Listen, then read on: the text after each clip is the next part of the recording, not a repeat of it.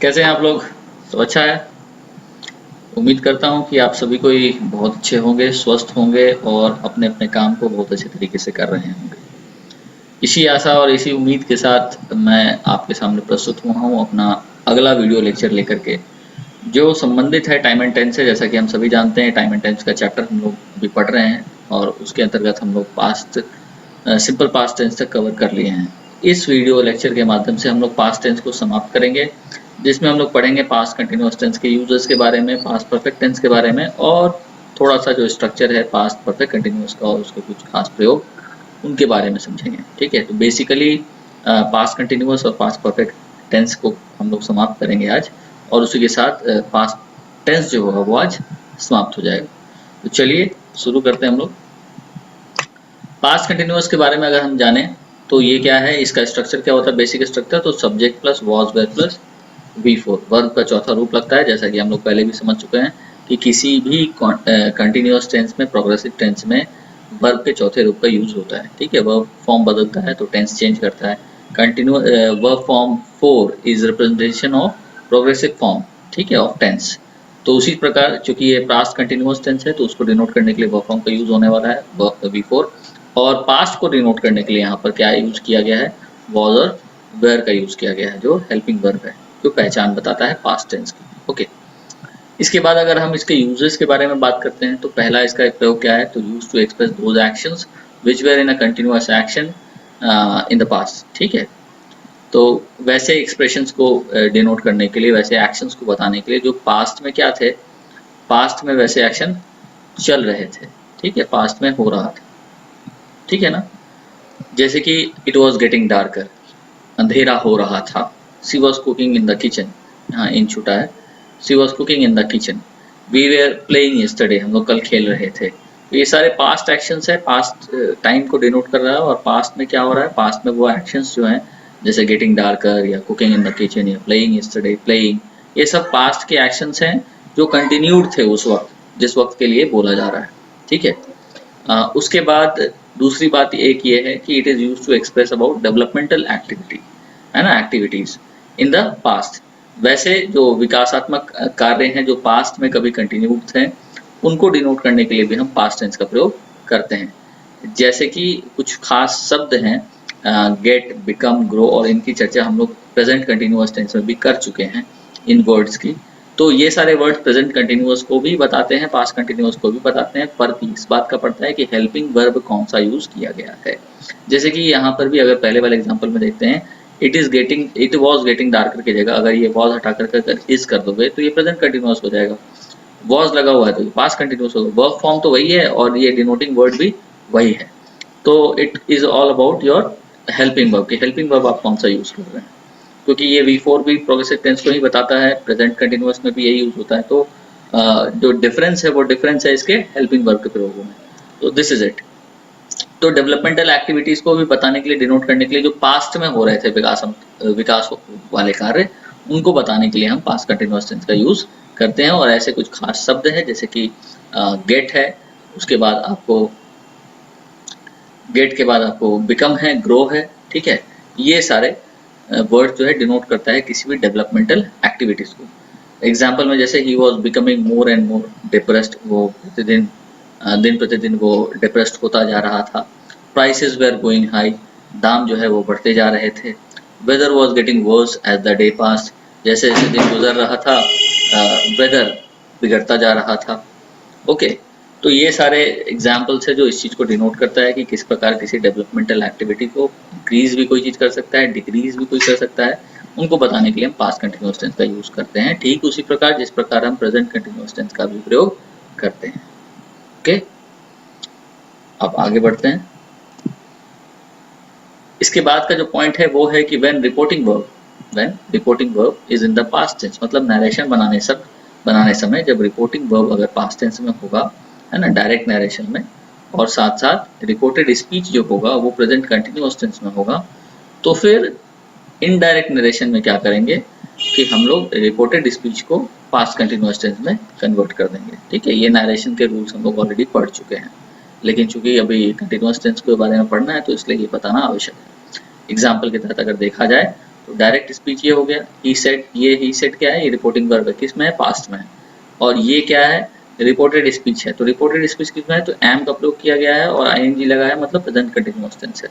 तो रिपोर्टिंग जो इसका वर्ब हो गया वो पास्ट टेंस है और रिपोर्टेड स्पीच जो है वो प्रेजेंट कंटिन्यूअस है। ऐसे केस में हमको क्या करना होता है, हमको इस प्रेजेंट कंटिन्यूअस टेंस को पास्ट कंटिन्यूअस टेंस में बदलना है, और बदलने के लिए क्या करना है, तो इस एम के जगह पर वॉज कर देना है।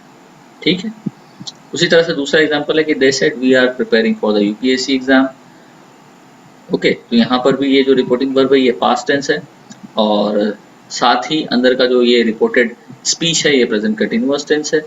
तो इसको बदल देंगे हम पास्ट कंटिन्यूअस टेंस में। चेंज ऑफ पर्सन वगैरह जो होने वाला है नरेशन के नियम के हिसाब से वो होगा अपनी जगह पर, और ये चेंज ऑफ टेंस हो जाएगा, आर की जगह वेयर कर देंगे, तो ये पास्ट कंटिन्यूअस टेंस बदल गया। तो ये बात हो गई। ओके, तो नरेशन में भी इसका हम कैसे प्रयोग कर रहे हैं वो हम समझ गए, पास्ट कंटिन्यूअस टेंस का। इसके अलावा कुछ और एग्जांपल्स है जो हम लोग ऑलरेडी डिस्कस कर चुके हैं सिंपल पास्ट टेंस में भी। जैसे कि यहाँ पे दो एक्शंस है, दोनों एक्शंस अगर पास्ट में कंटिन्यूड रहते हैं, ठीक है, कोई ऐसा रेफरेंस लेते हैं जहाँ पर दो एक्शन पास्ट में कंटिन्यूड थे, वैसे केस में भी हम पास्ट कंटिन्यूअस टेंस का यूज करते हैं। जैसे कि while she was dancing I was singing, जब वो नाच रही थी मैं उसमें गा रहा था। दो एक्शन एक साथ चल रहे थे पास्ट में। Ram was playing and his brother was dancing, Ram खेल रहा था और उसका ब्रदर जो भाई जो है वो नाच रहा था। While he was speaking, everyone was looking at him, जब वो बोल रहा था तो सभी कोई उसकी ओर देख रहे थे। तो ये दो एक्शंस की बात हो रही है जो दोनों एक्शन पास्ट में कंटिन्यू थे, तो ऐसे केस में दोनों में हम पास्ट कंटिन्यूअस टेंस का यूज कर सकते हैं। इसके अलावा दूसरा एग्जांपल है, जैसे when she was trying to go out, the bell rang, जब वो बाहर जाने का प्रयास कर रही थी घंटी लग गई। ठीक है, तो मतलब इसका मतलब ये हुआ कि एक एक्शन कंटिन्यूड था और उसी वक्त दूसरा कार्य हो गया। ठीक है, तो इसका उदाहरण हम लोग सिंपल पास्ट टेंस में पढ़ चुके हैं, जहाँ सिंपल पास्ट टेंस और पास्ट कंटिन्यूअस का कॉम्बिनेशन बैठता है। ठीक है, पहले वीडियो लेक्चर में भी हम लोग इसकी चर्चा कर चुके हैं। दूसरा एग्जांपल देखते हैं, the patient died when the doctor was feeling for his pulse, जब डॉक्टर पेशेंट का पल्स नाप रहा था उसी वक्त पेशेंट मर गया। ठीक है, तो एक कंटिन्यूड एक्शन था और उसी वक्त दूसरी घटना घट गई। ऐसे केस में भी जो घटी घटना उसके लिए हम लोग सिंपल पास्ट का यूज करेंगे, और जो घटना हो रही थी उसके लिए हम लोग पास्ट कंटिन्यूअस टेंस का यूज करेंगे। ओके, तो ये सारा प्रयोग हो गया आपको पास्ट कंटिन्यूअस टेंस के बारे में कि किन किन केसेस में हम पास्ट कंटिन्यूअस का प्रयोग करते हैं। इसके साथ ही हमने इसके स्ट्रक्चर के बारे में भी पढ़ाई कर ली है, जिसमें कि वॉज वेयर प्लस V4 का प्रयोग इंपॉर्टेंट है। ओके, चलिए अब हम लोग बढ़ते हैं पास्ट परफेक्ट टेंस के बारे में। तो पास्ट परफेक्ट टेंस का जो बेसिक स्ट्रक्चर है वो क्या कहता है, subject plus had plus V3। मतलब ये उन चीजों को दर्शाता है जो चीज जो है पास्ट में समाप्त हो चुके हैं, एकदम क्लियर है। जैसे कि वह आ चुका था, वह खा चुका था, इस तरह से जो भी ऐसी घटना जो पास्ट में हो चुकी थी या बहुत पहले समाप्त हो चुकी थी उनको बताने के लिए हम पास्ट परफेक्ट टेंस का यूज करते हैं। हैड प्लस V3 से इसको इंडिकेट किया जाता है। इसके यूजेज कुछ समझ लेते हैं कि when two actions happen one after another, जब दो घटनाएं एक के बाद होती है उस केस में क्या होता है, तो this tense is used for the action that happened before the other। मतलब अगर सपोज करो कि एक घटना A है और दूसरी घटना B है, ठीक है, और ऐसे केस में A जो है वो B के घटने से पूर्व हो गई, तो वैसे के लिए A के लिए हम पास्ट परफेक्ट का यूज करेंगे और B के लिए हम सिंपल पास्ट का यूज करेंगे। ठीक है, क्योंकि B क्या है, B रिलेटिवली नया है A के रेस्पेक्ट में। ठीक है, तो जो घटना पहले समाप्त हो गई, जिसको हुए हुए ज्यादा समय बीत गया दूसरी घटना की तुलना में, उसके लिए हम पास्ट परफेक्ट का यूज करते हैं। कुछ एग्जांपल के तहत इसको समझ लेते हैं। जैसे the court convicted him after he had heard the case. ठीक है, कोर्ट ने उसे कन्विक्ट कर दिया जब कोर्ट ने वो केस सुन लिया था। तो जब कोर्ट ने केस सुन लिया मतलब केस सुनवाई का काम पहले हुआ, फिर बाद में उसको कन्विक्ट किया गया। Okay, my friends had gone before I arrived, जब मैं पहुंचा उसके पहले ही मेरे मित्र जा चुके थे। तो मेरे मित्रों का जाने का काम पहले हुआ, मेरे आने का काम बाद में हुआ। तो जो पहले हुआ उसके लिए पास्ट परफेक्ट, और ये डिनोट करे हैड प्लस V3 से, और उसके साथ साथ जो घटना थी उसके बाद जो घटना हुई है दूसरी घटना, उसके लिए हम लोग सिंपल पास्ट टेंस का यूज करते हैं। ऐसे केस में कुछ कीवर्ड्स है जो आपको नोट करना चाहिए, जैसे when, after, before, until, as soon as, once. अगर ये सारे शब्द का यूज अगर हुआ रहता है और उसके साथ अगर पास्ट टेंस का यूज होता है, तो वैसे केस में एक जो टेंस होगा जो इन क्लॉजेस के साथ लगा रहेगा, ठीक है, तो उसके साथ हम पास्ट परफेक्ट यूज करेंगे और दूसरी घटना के लिए हम सिंपल पास्ट टेंस का यूज करेंगे। तो इसको याद रखना है, तो ये कीवर्ड्स को याद रखिएगा, ठीक है। इन कीवर्ड्स के साथ साथ क्या लगा रहेगा, मैं बोल दिया हूँ आपको, अगर पास्ट रेफरेंस रहेगा तो ऑलवेज रिमेंबर कि वहां पर दो टेंस का यूज होगा, पास्ट परफेक्ट और सिंपल पास्ट टेंस का। क्लियर? चलिए अब हम लोग दूसरा यूज पढ़ते हैं कि past perfect indicates past in the past, है ना। पास्ट परफेक्ट जो है वो पास्ट इन द पास्ट को इंडिकेट करता है, मतलब वैसी घटना जो ऑलरेडी पास्ट में ही हुई, मतलब एक पास्ट की घटना का रेफरेंस दिए हैं और उसी पास्ट के दौरान एक दूसरा पास्ट का घटना का रेफरेंस अगर देते हैं तो वो पास्ट इन द पास्ट कहलाता है, ठीक है। That is a time further in the past as seen from a definite view point in the past. चलो समझते हैं इस बात को एग्जांपल के तहत। कैसे कि he did not come to school yesterday, कल की बात हो रही है, देख लो पास्ट की बात हो रही है। He did not come to school yesterday, मैं आज के दिन में, मैं कल बीते हुए कल की बात कर रहा हूँ कि वह कल स्कूल नहीं आया था, because he had injured his legs, क्योंकि उसने अपने पैरों में चोट लगा लिया था। तो पैरों में चोट पहले लगाया और यस्टरडे कल वो स्कूल नहीं आया, मतलब हम कल की बात कर रहे हैं लेकिन उस कल के भी पहले, उस पास्ट के भी पहले एक पास्ट है, उस पास्ट में उसने क्या किया है कि अपने पैरों में चोट लगा लिया है, तो इसलिए इसको पास्ट इन द पास्ट बोलते हैं। तो पास्ट इन द पास्ट की घटना को जताने के लिए हम लोग पास्ट परफेक्ट टेंस का यूज करते हैं। कुछ और एग्जांपल समझते हैं, जैसे I was alone at home, मैं घर पर अकेला था, as my parents had gone out for some work, क्योंकि मेरे पेरेंट्स कुछ काम के लिए बाहर गए हुए थे। तो मेरे पेरेंट्स जिस वक्त की मैं बात कर रहा हूँ, जिस वक्त मैं अकेला था, उसके पहले एक और घटना घटी। घटना क्या घटी कि मेरे पेरेंट्स बाहर गए, तो मेरे पेरेंट्स पहले बाहर गए और उसके बाद फिर एक और घटना घटी जब मैं अकेला था। तो दिस इज इट। तो हम जो मैं अकेला था उस टाइम रेफरेंस को अभी प्रेजेंट के टाइम रेफरेंस से तुलना कर रहे हैं और उसके पहले का भी एक तुलनात्मक एग्जाम्पल दे रहे हैं कि मेरे पेरेंट्स बाहर गए थे और वो घटना उसके पहले हुई थी। तो इसलिए पेरेंट्स हैड गॉन आउट को हम लोग, मतलब कि ये वाला क्लॉज को हम लोग पास्ट परफेक्ट में लिखे हैं, जबकि मैं अकेला था इस बात को हम लोग सिंपल पास्ट में डिनोट कर रहे हैं, ठीक है। तो इसलिए इसको कहते हैं पास्ट इन द पास्ट। कुछ और एग्जांपल, एक और एग्जांपल, जैसे कि you had worked hard so you got good results, ठीक है। अब मान लेते हैं कि हमारा कोई रिजल्ट आने वाला था और वो रिजल्ट आ चुका, कल आया, सपोज करो यस्टरडे वो रिजल्ट आया और आज हम उसके ऊपर चर्चा कर रहे हैं। On present day I am talking about that result, कि तुम्हारा रिजल्ट अच्छा आया क्योंकि तुमने अच्छी मेहनत की थी, तुमने कड़ी मेहनत की थी। तो मेहनत की थी, कब की थी? रिजल्ट आने के पहले की थी और फिर बाद में रिजल्ट आया, और दोनों घटना पास्ट की है, लेकिन उसमें भी उस पास्ट की रिजल्ट के भी पास्ट का क्या है, तुम्हारे मेहनत करने का कार्य है। इसलिए ऐसी चीजों को डिनोट करने के लिए जब हम पास्ट इन द पास्ट की चर्चा करते हैं तो उसमें से जो पहले वाला जो घटना होता है उसके लिए हम पास्ट परफेक्ट का यूज करते हैं, क्योंकि उसको घटे हुए वो पहले घटा, फिर बाद में जो दूसरा घटना है जो रिसेंट पास्ट में घटा है उसके लिए हम सिंपल पास्ट टेंस का यूज करते हैं। ओके, तो दिस इज इट, इसको आपको समझ लेना है और उम्मीद करता हूँ कि ये दोनों बात आप समझ चुके होंगे, ठीक है। कोई अगर डाउट हो, कुछ भी अगर कंफ्यूजन हो तो आप कमेंट करके या फिर व्हाट्सएप पर मुझे मैसेज करके पूछ सकते हैं, ठीक है। वैसे डाउट होना नहीं चाहिए, इतना मैं श्योर हूँ। नेक्स्ट है हमारा तीसरा कि this tense is used with such verbs. ये काफी इंपॉर्टेंट है, इसको आप जरूर नोट कीजिएगा। सभी लोग जो भी कॉम्पिटिटिव परीक्षाओं की तैयारी करते हैं प्लीज नोट दिस पॉइंट, ठीक है। कि this tense is used with such verbs as hope, expect, think, intend, mean, suppose and want to indicate that a past hope, expectation, intention, desire it was not realised, ठीक है। इसको कहने का मतलब हुआ कि पास्ट परफेक्ट टेंस का हम प्रयोग जब करते हैं तो किन शब्दों के साथ करते हैं, खास करके इंग्लिश में शब्द है होप, ठीक है, एक्सपेक्ट, थिंक, इंटेंट करना, मीन करना, यहाँ पे मीन का और इंटेंट का दोनों मीनिंग बराबर है। सपोज और वांट सब के साथ हम पास्ट परफेक्ट टेंस का यूज करेंगे, लेकिन क्यों करेंगे और किस कंडीशन में करेंगे? तो वैसे चीजों को एक्सप्रेस करने के लिए, हम अपने वैसे होप को एक्सप्रेस करने के लिए, वैसी आशा को एक्सप्रेस करने के लिए, या उम्मीदों को एक्सप्रेस करने के लिए, या फिर अपनी मंशा को एक्सप्रेस करने के लिए, या अपनी इच्छा को एक्सप्रेस करने के लिए जो मेरे अंदर था लेकिन वो पूरा नहीं हुआ, ठीक है। मैंने क्या कहा? जो मेरे अंदर था लेकिन वो पूरा नहीं हुआ। जैसे कि I had hoped that he would कम, तो देखो आई हैड होप लगा रहे हैं, मतलब मैंने आशा किया था कि वह आएगा, लेकिन फैक्ट क्या है, वह नहीं आया। समझ में आया? अगर हम कोई ऐसी आशा करते हैं जो आशा मेरी पूरी नहीं होती है पास्ट की, तो उसको बताने के लिए हम पास्ट परफेक्ट का यूज करते हैं, और यहीं पे थोड़ा सा डिफरेंस आ जाता है सिंपल पास्ट में। अगर जिस चीज की हम आशा करते हैं, मतलब पास्ट में किसी चीज की आशा करते थे और वो घटना हो गई, घट गई, तो वहां पर हम एक्सप्रेस करते हैं सिंपल पास्ट में उस चीज को। लेकिन अगर वो घटना नहीं घटती है तो उसको हमको एक्सप्रेस करना होता है पास्ट परफेक्ट टेंस में। ठीक है। दूसरा एग्जांपल देखो, जैसे कि ही हैड थॉट, है ना, हैड प्लस V3 लगा है यहाँ पर। He had thought that he would succeed.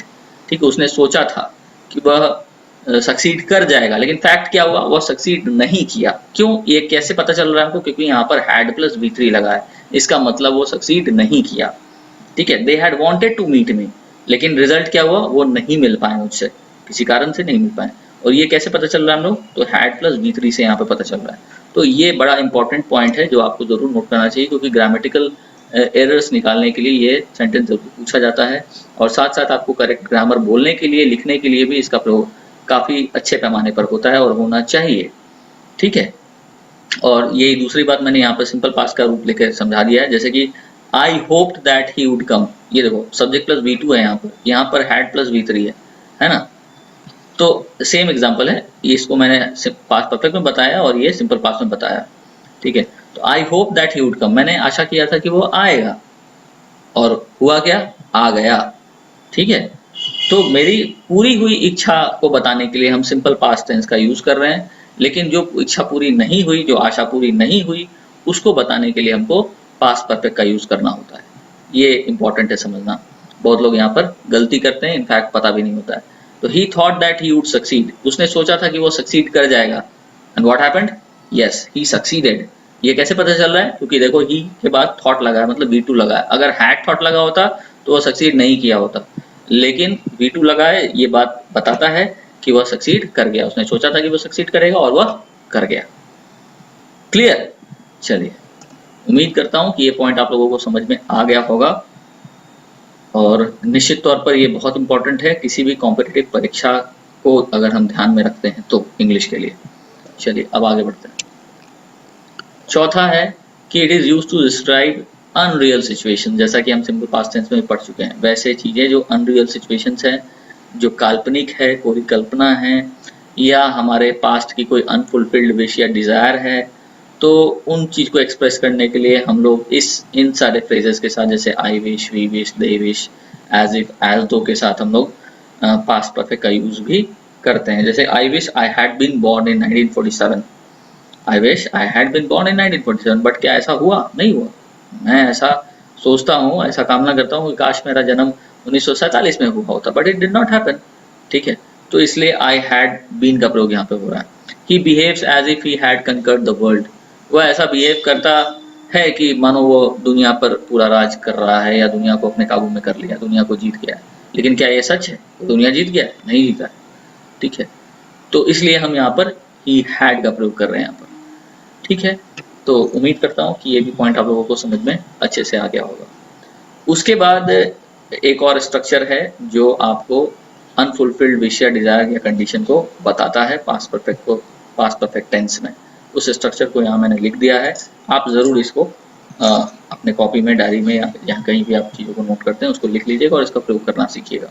जैसे पहला स्ट्रक्चर कहता है if plus subject plus had 3 और कॉमा, उसी क्लॉज में दूसरा क्लॉज है, उसी सेंटेंस में सब्जेक्ट प्लस वुड या वुड या कुड या माइट, कुछ भी लगा सकते हो depending upon the situation. Have plus V3 का प्रयोग करते हैं, या फिर यहाँ से ये इफ हटा दो, ठीक है, और हैड प्लस सब्जेक्ट का यूज करो। Had plus subject plus V3, subject पे ये चीज सेम है, इन दोनों में ये चीज सेम है। यहाँ पर बस बदलाव क्या है कि ये यहाँ पे इफ लगा था, इफ को मैंने हटा दिया है दूसरे क्लॉज में, दूसरे एग्जाम्पल में, और इस हैड और ये सब्जेक्ट को पोजीशन चेंज कर दिया। तो had plus subject plus V3, subject plus would could might, have plus V3।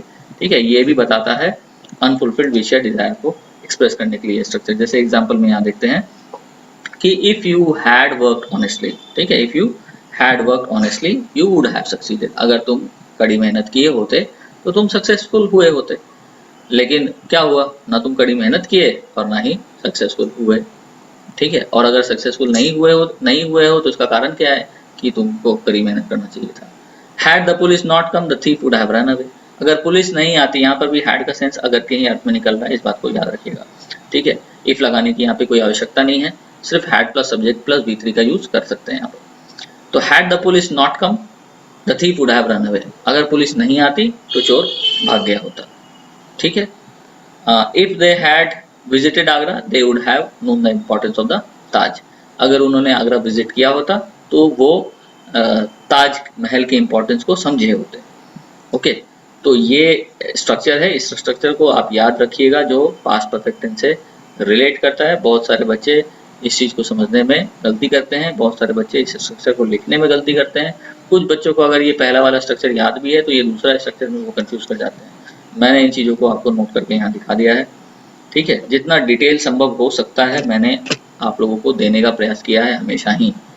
ठीक है, तो चलिए अब आगे बढ़ते हैं इस टॉपिक को। वीडियोस को 2-3 बार ज़रूर देखना, तभी जाकर के चीज़ें दिमाग में बैठेगी, और अगर पहली बार में बैठ जाती है तो बहुत अच्छा है। फिर भी कोई डाउट रह जाता है तो मैं बार बार बोलता हूँ, आप प्लीज़ मेरे से कभी भी क्वेश्चन पूछ सकते हो। नेक्स्ट, कि used in making indirect narration in two condition. Past perfect tense का यूज़ हम लोग इनडायरेक्ट नरेशन बनाने में भी करते हैं दो कंडीशंस में। क्या क्या है वो कंडीशन? पहला तो सिंपल सी बात यही होना चाहिए कि अगर हमको पास चेंज ऑफ टेंस करना है तो चेंज ऑफ टेंस करने का जो पहला कंडीशन होता है कि भाई डायरेक्ट नरेशन में जो रिपोर्टिंग वर्ब होना चाहिए वो सिंपल पास्ट टेंस में होना चाहिए, तो प्री रिक्विसाइट है। ठीक है, ये तो होना ही चाहिए। और इसके बाद अगर ये कंडीशन फुलफिल होता है तो फिर 2 केसेस है जहां पर हम पास्ट परफेक्ट टेंस का यूज करेंगे। कहाँ कहाँ है? पहला कि reported speech is in the present perfect tense, अगर reported speech present perfect tense में होता है। जैसे कि एग्जांपल देखो, डायरेक्ट स्पीच का बोलते हैं दे सेड, तो ये रिपोर्टिंग वर्ब है, ये सिंपल पास्ट टेंस में है, ये पहला कंडीशन फुलफिल। दूसरा, जो रिपोर्टेड स्पीच है वो प्रेजेंट परफेक्ट में होना चाहिए। तो प्रेजेंट परफेक्ट हम किससे डिनोट करते हैं? प्रेजेंट परफेक्ट हम डिनोट करते हैं हैज हैव प्लस V3 से। ठीक है, जो कंडीशन यहाँ फुलफिल हो रहा है, हैज लगा हुआ है और V3 लगा हुआ है, मतलब प्रेजेंट परफेक्ट टेंस है। अब क्या करेंगे इनडायरेक्ट नरेशन बनाने में? तो इस प्रेजेंट परफेक्ट को हम लोग पास्ट परफेक्ट में चेंज कर देंगे। ठीक है, ये पढ़ चुके हैं नरेशन में, तो ही हैड डन वेल हो जाएगा, दैट्स इट। उसी प्रकार दूसरा कंडीशन क्या है, दूसरा शर्त क्या है कि रिपोर्टेड स्पीच सिंपल पास्ट में होना चाहिए, तब भी हम इनडायरेक्ट नरेशन बनाने समय रिपोर्टेड स्पीच को चेंज कर देते हैं पास्ट परफेक्ट टेंस में। और पहला कंडीशन क्या है कि भाई रिपोर्टिंग वर्ब पास्ट टेंस होना चाहिए, तभी चेंज ऑफ टेंस होता है।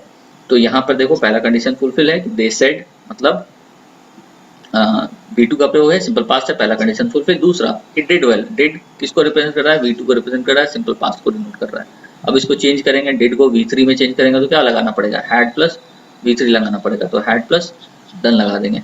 तो they said that he had done well.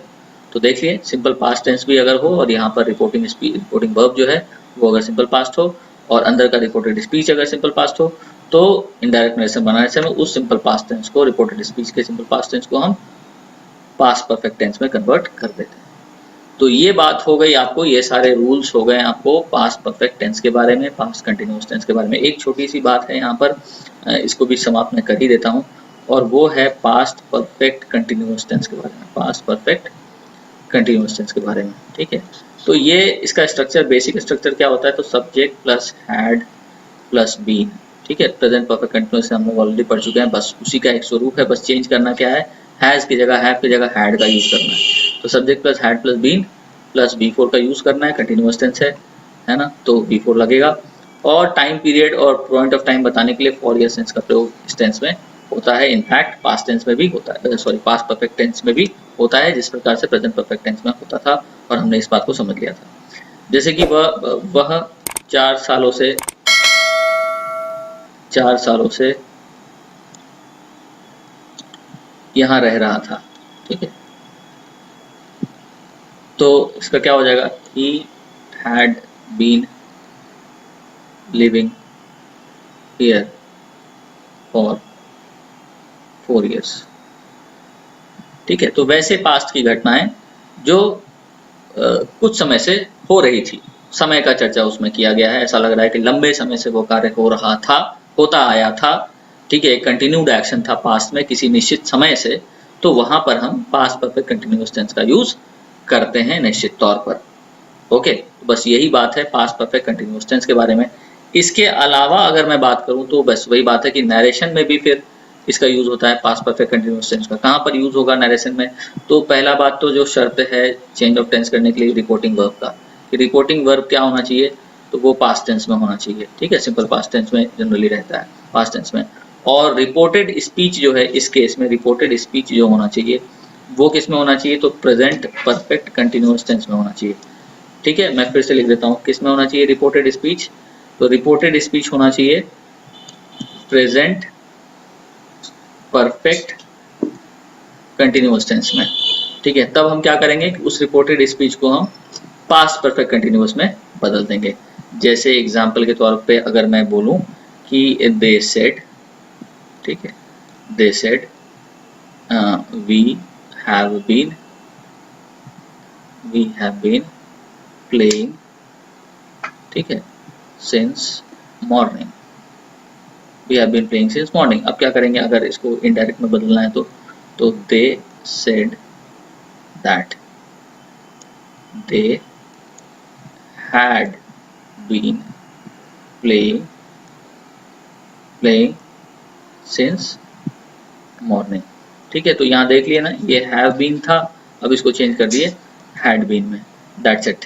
यही करना होता है हम लोगों को पास्ट परफेक्ट कंटिन्यूअस टेंस में। This is it. तो इसके साथ साथ इन बातों के साथ आपका पास्ट टेंस पूरी तरह से समाप्त होता है।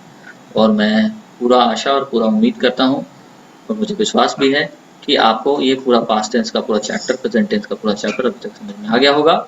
अगले वीडियो लेक्चर में हम लोग फ्यूचर टेंस को समाप्त कर लेंगे।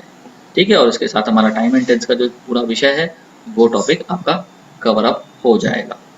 चलिए, तो हम लोग इस वीडियो लेक्चर से मैं आप लोगों से विदा लेता हूँ, इस आशा के साथ कि आप लोगों को सब कुछ अच्छा लगा होगा।